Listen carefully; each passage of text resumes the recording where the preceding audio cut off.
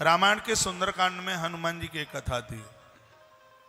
हनुमान जी जब लंका को जा रहे थे तो उनकी बड़ी परीक्षा ली गई। दो चीजें आई हनुमान के सामने, एक कंचन और एक कामिनी। साधक जब अपनी साधना की तरफ बढ़ता है तो ये दो चीजें चल के आती हैं, और वो भी उस साधक की साधना में बाधक हैं। एक सोने का पहाड़ आया, देवताओं ने सोचा लंका सोने की, हनुमान बहक ना जाए तो परीक्षा पहले ही ले लो। तई मैनाक हो श्रमहारी, वो मैनाक पर्वत था। उसने कहा कि तुम थक गए होंगे, विश्राम कर लो। हनुमान जी कहते राम काज कीने बिना मोय कहां विश्राम। जब तक भगवत कार्य न हो जाएगा, आज के प्रवचन को हमने यहीं से आरंभ किया था, जब तक परमात्मा का कार्य, मोहन बेस कम करना, राम कार्य कीने बिना हम मोय कहां विश्राम। जब तक भगवत कार्य न हो जाए तब तक मैं विश्राम कहां लूंगा। कंचन को हनुमान जी ने जीता। उसके तत्पश्चात एक कामिनी आई। कौन है? सुरसा नाम अहिन की माता, पठने आई कही ते ही बाता। ये देवताओं ने, ये हनुमान जी का ये चरित्र बहुत कुछ देता है सीखने के लिए। व्यक्ति दो जगह पर पक्का हो जाए, समझ लो कि धरती पर नर नहीं नारायण है। एक तो ईमानदार, चोरी की भावना ना हो बिल्कुल भी, दूसरे की चीज को सल्फास समझे। ईमानदारी कोई चीज है, ईमान तो हजार मनकों की माला में एक दमकते हुए हीरे की तरह। और दूसरी बात है हृदय में वासना का ना होना। इतना संयम जीवन लगे कि जीवन जिए कि दूसरे की नारी, माता, बेटी, अपनी मां बेटी, अपनी बहन की तरह लगे। यह जीवन जो जी लेता है, हनुमान की, राम के दरबार में हनुमान बनकर के वही तो रहता है। और साधक जब आगे बढ़ता है तो उसकी बड़ी बड़ी परीक्षा ली जाती है। हनुमान जी की भी वैसी ही परीक्षा हुई। सुरसा अति सुंदर थी और वह सामने चल के आई और कहने लगी कि आज मुझे कितना लाल लाल बंदर खाने को दिया है, इसको खा करके मैं अपनी भूख मिटाऊंगी। तो हनुमान जी बोले राम काज कर में फिर मैं आवा हूं, सीता की सुध प्रभु सुनावा हूं, थोड़ा सा मुझे टाइम दे दो, समय दे दो, मैं माता का समाचार भगवान को दे दूं, फिर लाल लाल बंदर तू खा जाना। लेकिन वो नहीं मानी और उसने अपना मुंह खोल लिया। 16 योजन मुकते ठहु। 16 योजन तो हनुमान जी 32 के बन गए। बहुत ध्यान से सुनिए, 32 के बन गए। फिर वो 64 की बनी तो हनुमान जी 128 योजन के। फिर वह 256 की बनी तो हनुमान जी 512 योजन के बन गए। हनुमान जी को लगा कि बड़ा बन करके इसको मैं नहीं जीत सकता। सीधी सी बात है, नारी को आप बड़े बन करके नहीं, नारी को आप पुत्र बनकर, नारी को आप भाई बन करके ही आप नारी को जीत पाएंगे। नहीं तो सांप का डसा हुआ व्यक्ति बच सकता है, पराई नारी का डसा हुआ व्यक्ति तो आज तक नहीं बचा। नारी का तो आप भाई बने, उसके आप बेटे बने तो ही जीत सकते हैं। हनुमान जी इतने छोटे बन गए, 7 योजन तेई आनन की ना, और तब अति लघु रूप। हनुमान जी बहुत छोटे बन गए और उसके मुंह में प्रवेश कर गए। घूम घाम करके बाहर आ गए और कहा माता जी आपका लीवर किडनी कमजोर है, मुझे नहीं पचा पाएगा।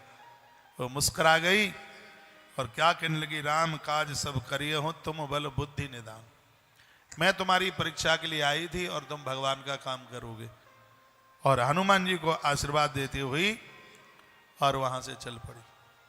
तत्पश्चात हनुमंत लाल जी यहां से आगे बढ़े तो सिंधु में एक दैत्या राक्षसी निशाचरी रहती थी जिसका नाम था सिंह का, जो कि राहु की सगी बहन थी।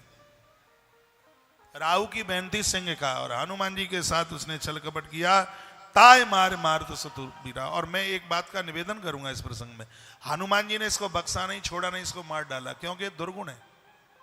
और दुर्गुण को जीवन में रखने की जरूरत नहीं है, दुर्गुण को तो खत्म करने की आवश्यकता है। लोग कहते हैं हम बड़े सुधरे हुए हैं, बस थोड़ी सी कमी है। क्या कमी है? कि चाय दिन में 10 बार पी लेते हैं। और तो सब ठीक ठाक है, लेकिन सुबह 9:30 बजे जगते हैं। और तो सब बढ़िया है, बस घर के लोगों की बात हमें स्वाती नहीं, अच्छी नहीं लगती है, तो ये दुर्गुण है। दुर्गुण को क्षमा मत कीजिए, दुर्गुण को खत्म कीजिए। सीता माता शांति है, हनुमान शांति की दहली पर जाते हैं, तो यहां जितने भी लोग बैठे हैं सबको शांति देवी चाहिए। हाँ, सबको शांति चाहिए। बहुत बहुत माताओं का नाम शांति देवी होता है, लेकिन क्रांति का काम कर देती हैं। शांति सबको चाहिए, और शांति के पास तक पहुंचने के लिए जो हनुमान जी ने किया है वो करो। हनुमान जी ने दुर्गुणों को मारा। जब तक जिंदगी के दुर्गुण समाप्त नहीं होंगे तब तक जीवन में शांति से मुलाकात नहीं होगी, और हनुमान जी ने वही किया। तत्पश्चात हनुमान जी लंका में घुसे, प्रवेश किया। भक्ति माता के पास आप छोटे बनकर के जा पाओगे, बड़े बनकर नहीं। मसक समान रूप कप धरी, इसका अर्थ यह है कि हनुमान जी मच्छर बन गए। इसका अर्थ है कि मंदिर में जाओ तो धनवान बन करके नहीं, जेब तो कटी जाएगी, और भगवान के दर्शन का अभूख खूब जेब में पैसे भर के, और फिर तो जेब तो कटती है। आप मंदिर में जितना छोटा बन करके जाओगे, कथा में अहंकार से जितना शून्य बन करके जाओगे, कथा उतना ही प्रभाव दिखाएगी, भगवान की उतनी ही कृपा बरसेगी। बहुत जन कथा में जाते हैं, मुझे कोई बोलते हैं महाराज जी कथा में आने का तो मन करता है, लेकिन आ नहीं पाते। क्यों नहीं आ पाते? इसलिए नहीं आ पाते क्योंकि आपकी कथा में तो जो पहले बैठ गया वो बैठ गया। ऐसा तो कोई नहीं कहा नहीं जाता कि तुम आगे बैठे हो, यहाँ धनवान आ रहे हैं, पैसा वाले लोग आ रहे हैं, इसलिए तुम यहाँ से खड़े होकर के पीछे चले जाओ। आपकी कथा में ऐसा तो होता नहीं है। और हमें नगर में सब लोग जानते हैं, और हम वहाँ पहुँचें और दो शब्द आप ना बोलें, हम वहाँ पहुँचें तो फिर अच्छा भी तो नहीं लगेगा, इसलिए बड़ा मुश्किल होता है। और मैं कहता हूँ जब भी आप मंदिर में जाएं, आप, मैं तो खैर सबके लिए दो शब्द बोलता हूँ, मुझे तो अच्छा बोलता लगता है, सबको आदर करता हूँ, सबको मान करता हूँ। हनुमान जी तुलसीदास जी की कथा में जाते थे, बाबा तुलसी की कथा में बजरंगबली हनुमान जाके बैठते, कोई पहचान नहीं पाता। कथा तो ऐसे छिपक करके सुनी जाती है, इतना सीधा, इतना सरल बन करके, आपको भी ना पता लगे उस कथा में कि तुम धनवान हो, कौन हो तुम, पता ही ना लगे। एक माँ कहती है 25-25 लाख की गाड़ियां हैं, आपकी कथा इतनी सकरी जगह पर हो रही है, और हम रिक्शे में बैठ करके कैसे आए, पैदल चला नहीं जाता, क्विंटल से ज़्यादा वजन है, और रिक्शे में बैठने में शर्म लगती है। मैं तो कहूँगा आप जितने धनवान हैं उतने ही आप सरल बनिए, उतना ही सरल बनिए। जितने आप बड़े हैं उतने ही महान बनिए। छोटा बनने में ही तो आनंद है। राई के बीसों विषय ता बीसे पुनिवीश, ताते छोटे है रहे हो तब मिला है जगदीश। अहंकार से जब तक इतने छोटे नहीं बनोगे तब तक भगवत कृपा नहीं होगी। हनुमान जी प्रवेश कर गए तो दरवाजे पर एक लंकिनी बैठी हुई थी। हनुमान जी को देख करके कहते हैं, जाने नहीं मरम सट मोरा, मोरा हार लंग कर चोराए चोर। तू मेरा मरम नहीं जानता, तो मेरा भोजन है और लंका का तो चोर है, तुझे खाऊंगी। हनुमान जी ने कहा, दुष्टा सुन, मैं माता जानकी की खोज के लिए निकला हूं, मैं तुझे चोर लग रहा हूं? जो दूसरों की बहू बेटियों को उठा करके लाता है वो रावण तुझे साहूकार लगता है? एक पीठ पर मुक्का मारा हनुमान ने, सो रुधिर मुंह में से रुधिर का कुल्ला करने लगा। मुठका एक महाकप हनी, रुधिर बमत धरती डगमनी। कुल्ला करती हुई नीचे गिर पड़ी, फिर कहने लगी, तात मोर अत पुण्य बहुता, आज मेरा पुण्य है, मैंने आप संत का दर्शन कर लिया। और सच है, संत का दर्शन भगवंत की कृपा से होता है, पुण्यों से होता है, बिना पुण्य से साधु का दर्शन नहीं होता। बसंत आता है तो प्रकृति खिलती है, बसंत आता है तो प्रकृति खिलती है, और संत आता है तो संस्कृति खिलती है। हम महात्माओं के पास में जाएं, यह हमारा भाग्य है, और महात्मा हमारे नगर में आए, यह हमारा अहोभाग्य है। हम संतों को याद करें, ये हमारा भाग्य है और संत हमें याद करें ये हमारा सौभाग्य है। जीवन में 4 चीजों का होना बहुत जरूरी है, याद रखिएगा। जीवन में एक संत चाहिए, जीवन में एक मंत्र चाहिए, मंत्र के द्वारा मन नियंत्रित होता है। कोई अच्छे से गुरु की तलाश, पात्रता आ जाएगी तो मिल जाएगा। मैं एक बार पूज्य राम सुखदास जी महाराज जी से मिला था। मैंने उनको कहा मैं गुरु की तलाश में हूं। वो कहते हैं तुम कौन होते हो जो गुरु तलाश सकते हो। उनकी बात इतनी अद्भुत होती थी। वो बोलते हैं अभी तुम कच्चे हो, जब तुम्हारे अंदर पात्रता आ जाएगी तब गुरुदेव से मिलान हो जाएगा, तुम्हें उनकी कुटिया तक नहीं जाना पड़ेगा, वही अपनी कुटिया छोड़ करके तुम्हारे क्षेत्र इलाके में आ जाएंगे। राम सुखदास जी महाराज बोले और उनके बाद उस समय मुझे इतनी मलूक लगी। जिस दिन मेरे महाराज जी ने श्री कृष्ण जन्माष्टमी के भावी समय पर दीक्षा दी, मेरी दीक्षा को 25 वर्ष पूरे हो गए। 26वां वर्ष इस जन्माष्टमी से आरंभ हो गया है। जीवन में एक मंत्र, जीवन में एक संत, जीवन में एक ग्रंथ, कोई न कोई ग्रंथ एक पूरा करो, उसको बांध के रख दो, दूसरा शुरू कर दो। ग्रंथ का स्वाध्याय करते रहिए। और चौथी बात कही वो है कि जीवन में एक भगवंत, एक इष्ट चाहिए। आप कहोगे हम तो सगरे देवताओं को मानते हैं। बहू घर में किसको नहीं मानती, सबको मानती है। सास, ससुर, देवर, जेठानी, दवरानी, ये सबको मानती है। लेकिन उसका असली संबंध तो अपने पति से है। जो अपने पति को खुल के सब बात कह देती है वो सास ससुर को नहीं कह पाती। जो सिगरी बातें आप अपने इष्ट को और अपने गुरु को कह सकते हो वो सबको नहीं कह पाते, सबको नहीं कह सकते। गुरु कौन है? जिससे जुड़ करके परिवर्तन हो रहा है, बदलाव हो रहा है, अंधकार मिट रहा है, जीवन जीने में आनंद हो रहा है, जीवन के टेंशन समाप्त हो रहे हैं। सल्फास खाने का मन कर रहा था, मरने से बच गए किसी साधु के 2 शब्द सुन करके। वो हमारा गुरु है जिसको सुनकर तत्काल हमें शांति मिल रही है। भले ही उससे दीक्षा नहीं लिए हैं, फिर भी वो हमारा गुरु, वह हमारा भगवान है, वह हमारा सनातन है। मुझे पता है कि आपके जाने का समय हो रहा है, तो मुझे ये भी पता है कि 6 बजने को भी हो रहा है। भगवान की आरती की बड़ी महिमा है, तो 6 बजे तक तो आप बैठिएगा ही। मेरी टीम भी पूरी भूखी है। हाँ, सब दौड़े ही तो रहे हैं। थोड़ा 40 गांव में इन्होंने, बड़ा अद्भुत नाम है, गांव है 1 और गिनती है 40। तो वहाँ ये सुबह नाश्ता लेकर के वहाँ से चले हैं।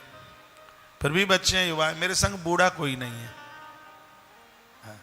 हाँ, एक घनश्याम बाबा हैं, वो वृद्ध हैं उधर कार्यालय, बड़े अच्छे हैं। उनके सहयोग में बालक आदित्य और भरत उधर बैठे हुए हैं। बच्चा कार्ड बना रहा है तत्काल। ये तो मेरी सब युवा, इधर युवाओं की टीम है, इधर बच्चों की टीम है। बच्चे भी तो बहुत अच्छे लगते हैं। आंगन तो तभी अच्छा लगता है तब बच्चों की चैक चैक की आवाज होती है। ये बड़े सुधरे हैं और मुझे परेशान करने में बदमाशी भी बहुत करते हैं। तो बस अंतर इतना है कि तुम बच्चों से परेशान होते हो और मैं इनकी बदमाशी से प्रसन्न होता हूं, बस इतना अंतर है। हाँ, बहुत अच्छे हैं, गुरुकुल के बच्चे हैं ये। इनको जाना था, अभी सब बच्चे चले गए, अभी आए थे नासिक में। इनको भी मैं भेज रहा था, लेकिन मुझे कर्नाटक जाना है, तो वहाँ से स्पेशल फोन इन बच्चों के लिए आया, बहन विजय लक्ष्मी रेड्डी का। कहा महाराज जी, गुरुकुल के बच्चों को ज़्यादा नहीं तो 2-4 बच्चों को जरूर लेके आइए। मैंने इनको कहा कर्नाटक चलोगे तो मिश्री घुल गई इनके मुंह में, बड़े नंबर ही घुमक्कड़ हो गए।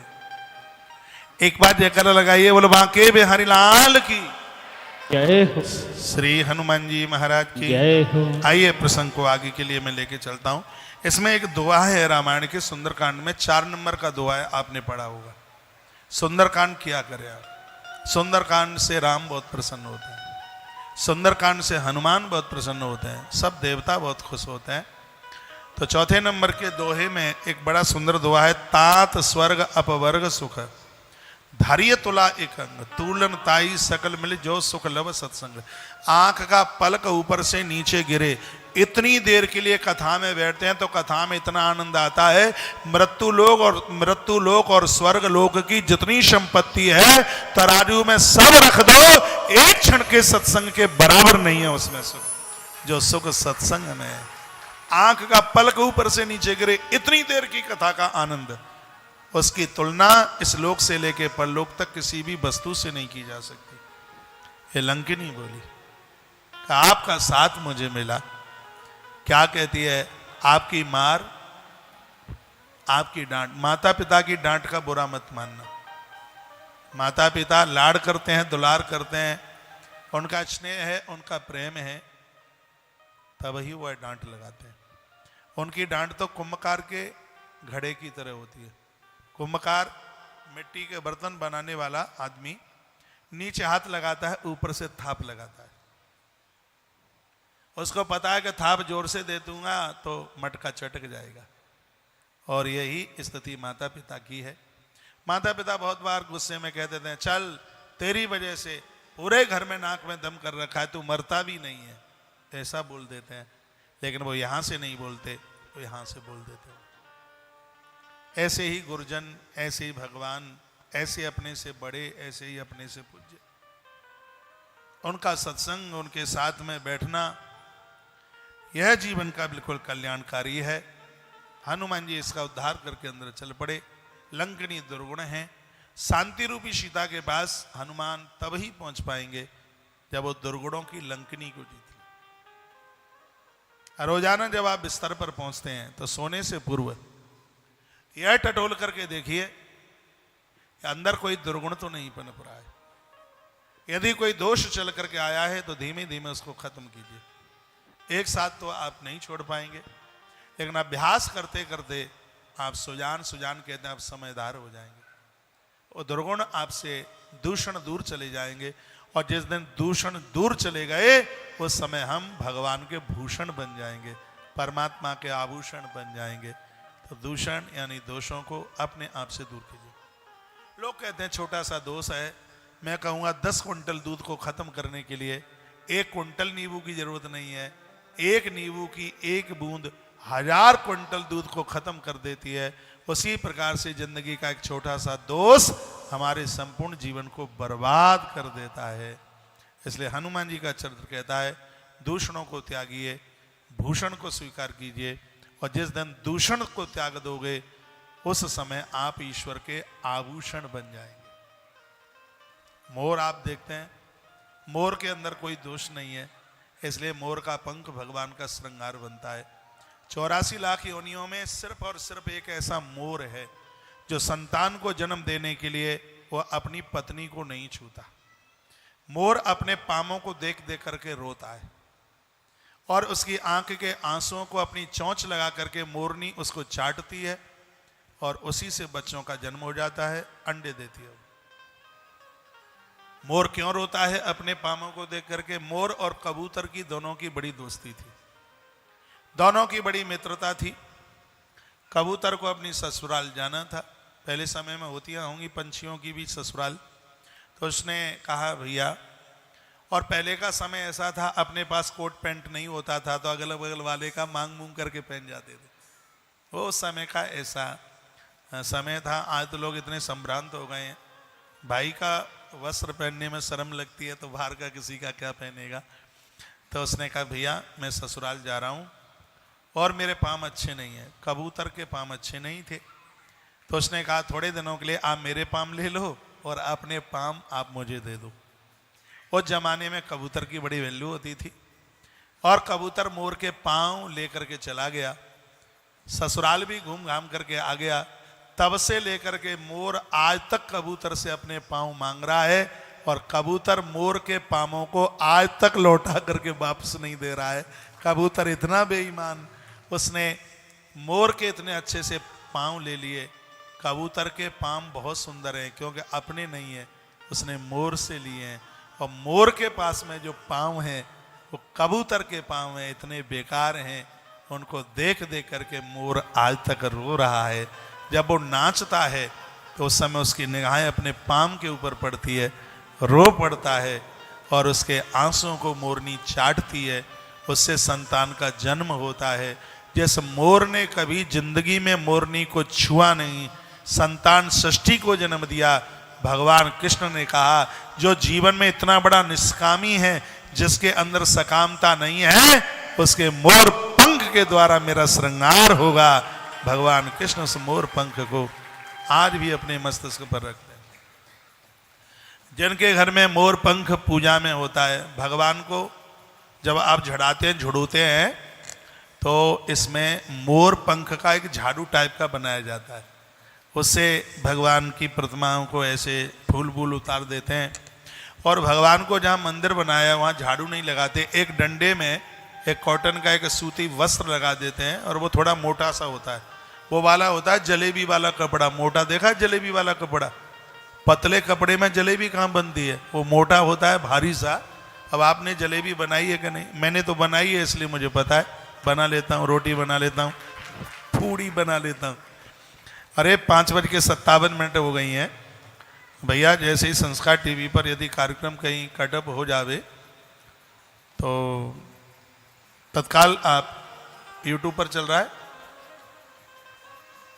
विशाल भाई एक फ़ोन कर दो। मुझे ये कहा था यदि 6 बजे के ऊपर प्रोग्राम जाए तो ऑफिस को सूचना दे देना, क्योंकि वहाँ टाइम 7 बजे तक है। एक सूचना दे दो, यदि ऑफिस को कोई दिक्कत ना हो, कोई प्रोग्राम गड़बड़ ना हो तो सूचना दे दो एक बार, हम 6:15 साढ़े 6 बजे तक कार्यक्रम पूरा कर लेंगे। और भी इस समय औरंगाबाद नगरी के लोग हमें टीवी पर सुन पा रहे हैं। हम अग्रसेन भवन में और हनुमान जी की जिक्र कर रहे हैं और आप यहाँ आ सकते हैं तो आप आ जाइए। आपको लगेगा हम तो टीवी पर सुन ही रहे हैं, टीवी पर आप सुन रहे हैं, लेकिन टीवी पर हमसे और आपसे मुलाकात नहीं हो रही है। परिसर में आप पहुँचेंगे तो आमना सामना मुलाकात होगी और आप कहेंगे भी कि 28 महीने से हम कथा सुन रहे हैं। अभी कथा के बाद यहाँ पर आपको आने का सौभाग्य मौका मिलेगा ही। पहले उनको मिलेगा जिनके पास आज के सहयोग की रसीदें हैं, सबको मिलूंगा। उसके बाद घुश्मेश्वर जाने का कार्यक्रम है, प्रोग्राम है। आज रात्रि को मैं औरंगाबाद में ही हूँ और कल प्रातः है बहुत जल्दी निकलना होगा। आज के कार्यक्रम से जुड़ने के लिए आप सभी भक्तों का बहुत बहुत स्वागत है, आदर है, बहुत बहुत मान है। यहाँ से 7 मुखी रुद्राक्ष दिया जाएगा, यहाँ से पूज करके ये रुद्राक्ष आपको दिए जा रहे हैं। हमने कल परसों बोला था कि शनि अमावस्या के दिन यदि सप्तमुखी रुद्राक्ष हाथ में हो, उसको गंगाजल में नहलाकर महादेव को चढ़ा दिया जाए तो रुद्राक्ष सिद्ध हो जाता है। और अब के बार शनि अमावस्या पड़ गई थी कल और परसों, बड़ा आनंद हो रहा है। और ऐसे समय के वह रुद्राक्ष भगवत कृपा से आपके पास पहुंचेंगे, परमात्मा बहुत आनंद करेगा, बहुत बढ़िया करेगा। बहन कमल शीतले आपने लिखा है महाराज एक बार आप हमारे नांदेड़ आ जाते, भगवान को प्रार्थना करूंगा कि पूरा मराठा घुमा दे। सभी लोग तो मैसेज में लिख ही रहे हैं, भगवान कृपा करेगा तो ये बिल्कुल संभव है। एक बार जयकारा लगाए बोलो भक्त वत्सल भगवान की, श्री हनुमान जी महाराज की। हनुमान जी ने अंदर प्रवेश किया, लंकनी को प्रसाद दिया और मेरी मां से हनुमान मिले। उसके तत्पश्चात मैया ने कहा हनुमान तुम कहां से बीच में आ गए, हमने केवट की नाव पर देखा नहीं तुम्हें और पंचवटी पर भी नहीं देखा, फिर तुम कहां से आए? हनुमान जी ने पूरी की पूरी कथा सुनाई और मुद्री है मां को दे दी, मां भूख लगी है। मैया ने कहा इतनी दूर से चले हो तो क्या रास्ते में कोई जमाने खिलाने वाले नहीं मिले? हनुमान जी ने कहा मां खाने वाले तो बहुत मिले लेकिन खिलाने वाला कोई नहीं मिला। सही है, सुरसा खाने को मिली, सिंह का खाने को मिली, लंकनी खाने को मिली। और ये दुनिया का सत्य है, ये धरती पर खाने के लिए तो सब बैठे हैं, लेकिन कोई कोई ऐसे हैं जो इस धरती पर खिलाने के ही लिए जन्म लिए हुए हैं। आपसे आग्रह पूर्वक निवेदन है आप अपने दरवाजे से कभी किसी को भूखा मत जाने दीजिए। लोगों का इंतजार करते रहिए और आपको ये सेवा करने का ये सौभाग्य मिले, मौका मिले। आज मैं जिस घर में था, भाई मयूर शर्मा, बेटिया रिनी शर्मा, जो भी देखे मन खुश हो जाए। मैं पदार्थों की बात नहीं कर रहा हूं, मैं बात कर रहा हूं श्रद्धा की। केले के इतने छोटे छोटे पत्ते, हम बहुत घरों में गए लेकिन ऐसा देखने के लिए तो आज मिला, मन अभिभूत हो गया। केले का इतना यूं चौड़ा पत्ता और सबके सामने एक एक केले का पत्ता, सब पंक्तिबद्ध बैठे हुए हैं। परोसने में प्रसन्नता, खुशी। मैं आज पहली बार उस घर में गया हूं, लेकिन लग रहा था कि पहली बार नहीं, पता नहीं कितनी बार आया हूं। और ये बहुत बड़ी बात थी कि मैं उस रसोई में घुसा चला गया और मुझे अपने गुरुकुल का समय याद आया और बेलन और एक लोई लेकर के एक पूड़ी कढ़ाई में डालकर और इतनी जोर से फूली वो पूड़ी, मुझे लगा कि मेरी अभी पढ़ाई काल की योग्यता समाप्त नहीं हुई है। वो देवियां देख रही थी, हमारे हाथ की पूड़ी इतनी फूलती नहीं। आप इंतजार करते रहिए, प्रतीक्षा करते रहिए। जब भी कोई आपके घर रिश्तेदार, बंधु बांधव, जन भूखा न जाए। अपने घर का आप उत्कर्ष देखिए, अपने घर की बरकत देखिए। धन की कमी तो कंजूसों के यहां आती है, उदार लोगों के यहां नहीं। और धन तो तब खत्म होगा जब वो व्यसनों के ऊपर खर्च होता है। आप भूखे को भोजन कराते हैं तो उससे घर में संपदा की बरकत होती है।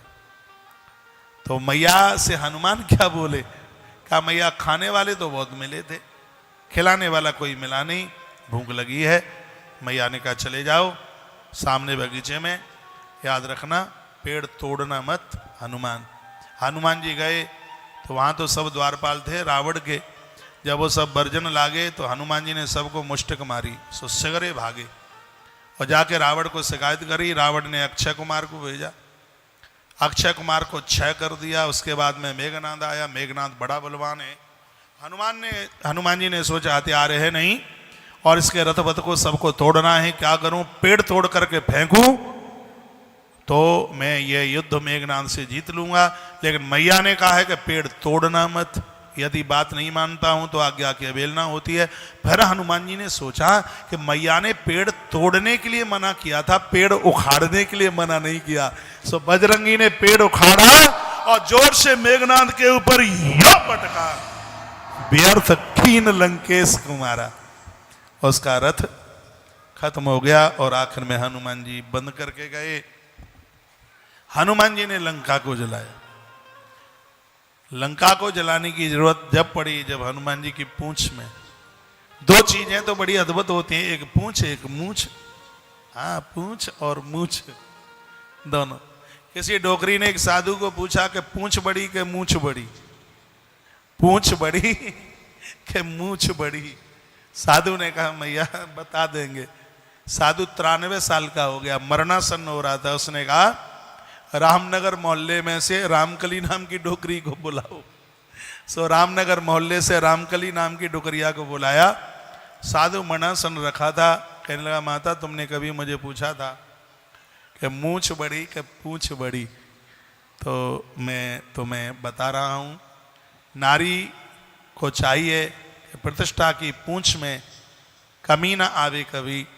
पुरुषों को चाहिए कि वो ऐसे ऐसे काम करे, ऐसे ऐसे काम करे कि समाज में उसकी बाहुलता की मूछें सदैव ऐसे रहें। यदि गलत काम करेगा तो मूछ ही कट गई तो क्या हुआ। हनुमंत लाल जी ने पूंछ तो वो ऐसी अद्भुत बढ़ाई है, ऐसी बढ़ाई कि लंका को जलाने की जरूरत पड़ गई। राम का आदेश नहीं था, उस समय की ऐसी स्थिति थी। वहीं से हनुमान जी ने भगवान को प्रणाम किया। सुग्रीव के साथ बातें हो रही थी राम जी की। राम जी ने कहा सुग्रीव जी रुकिए रुकिए, हनुमान जी ने याद किया है। और वहीं से राम जी ने पूछा हनुमान क्या बात है। हनुमान जी ने कहा इन्होंने मेरी पूंछ में आग लगा दी है, लंका जलाना जरूरी, आप बताइए कि लंका जलाऊं कि नहीं। राम जी ने कहा जला दे, होगी सो देखी जाएगी। सो हनुमान जी के द्वारा तो धुधक करती हुई वो लंका जलने लगी। रावण ने कहा मेघनाद इंद्र तेरा बंदी है, इंद्र को क्यों आदेश नहीं देता कि वो पानी की वर्षा कर दे जैसे आग बुझ जाए। मेघनाथ ने गर्जना करी और कहा इंद्र। इंद्र ने कहा बोलिए। कहा पानी नहीं गिरा था, पूरी लंका जलने वाली है। उस समय इंद्र ने वर्षा शुरू करी। हनुमान जी क्रोध में आ गए। हनुमान जी ने कहा ये देवताओं, तुम्हें पता है तुम्हारी वजह से भगवान ने अवतार लिया, तुम्हारी वजह से मां जानकी का हरण हो गया और तुम्हारी वजह से मुझे लंका आना पड़ा और मैंने तुम्हारे लिए लंका जलाई और तू पानी गिरा करके आग बुझाता है। इंद्र ने कहा चिंता मत करो, पानी नहीं गिरा रहा। हनुमान जी ने कहा तो फिर? इंद्र ने कहा पेट्रोल जलने दो। बोलो भक्त वत्सल भगवान की, श्री हनुमान जी महाराज की। धुधुक करती हुई महाराज लंका जल गई। वाह हनुमान, बोले हनुमान जी महाराज की जय हो। जारा नगर निमिष एक माई, एक विभीषण कर गृह नाई।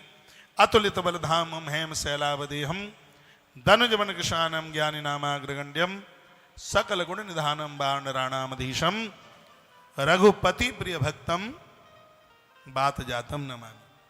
जो सुंदर कांड का नित्य पाठ करते हैं, किसी कारणवश पाठ छूट रहा है तो यह श्लोक याद कर लो, इसको 2 4 5 बार बोल लो और अपने नियम को पूरा कर लो। लेकिन इसका मतलब यह नहीं है कि अब आप सुंदर कांड ही ना करें, बस 5 बार यही श्लोक बोल दें। से महापुराण में लिखा है कि कहीं शंकर जी ना मिले तो अंगूठे को 2 उंगलियों में निकाल करके ऐसे इसको शिवलिंग मुद्रा कहते हैं। कहा इसके ऊपर पानी का लोटा चढ़ा दो तो वो शंकर की पूजा पूरी हो जाती है। अब इसका मतलब ये तो है नहीं कि अब मंदिर में ना जाए अंगूठे के ऊपर ही पानी चढ़ाते रहे। ये तब है जब शंकर जी की पिंडी दिखती नहीं है, उस समय शिवलिंग मुद्रा में एक लोटिया पानी चढ़ा दो, भगवान महादेव की पूजा पूरी हो जाती है। ये कब है? जब शिव पिंडी अभाव में है तब। सुंदरकांड का पाठ कीजिए, हनुमान चालीसा का पाठ कीजिए, अपने घर में महावीर की तस्वीर लगाइए। हनुमान जी रक्षक हैं और हनुमान जी को अपना गुरु बना ले। ये धरती पर बहुत बड़ी बड़ी कृपाएं, बड़ी बड़ी कृपाएं, दैव कृपा है, ग्रंथों की कृपा है, माँ बाबूजी की कृपा है, भगवान की कृपा है। लेकिन इस धरती पर एक बहुत बड़ी कृपा है जिसका नाम है गुरु कृपा। 40 चौपाइयां तुलसी बाबा ने लिखी, हनुमान जी प्रकट हो गए। कहा मांगिए क्या चाहते हो? कहा कृपा। कहा कौन सी कृपा चाहिए? तुलसीदास जी थोड़ी देर चुप रहे, फिर कहने लगे हाँ हमें वो कृपा चाहिए, सुन लो। आदि चौपाई में स्तुति और आदि चौपाई में कृपा मांगी। कौन सी कृपा? जय जय जय हनु मान गोसाई, जय जय जय हनुमान गोसाई। आचार्य कृपा करो गुरुदेव की नाई। जय जय जय हनुमान गोसाई, कृपा करो गुरुदेव की नाई। जय जय जय जय हनुमान गोसाई, जय जय जय हनुमान गोसाई। कृपा करो गुरुदेव की नाई, कृपा करो गुरुदेव की नाई। हे हनुमान जी महाराज, आपके चरणों में हमारी ये प्रार्थना है, जो कृपा गुरुदेव की होती है, गुरु महाराज की कृपा होती है, तो वही कृपा हमारे ऊपर बरस जाए। तो आप जितने भी मुझे आप सुन पा रहे हैं, भले ही दुनिया के महात्मा आपके गुरु हैं, फिर भी बजरंगबली हनुमंत लाल जी महाराज को अपना गुरु मानिए और हनुमान जी को गुरु मानकर उनकी सेवा करोगे तो सब आनंद होगा।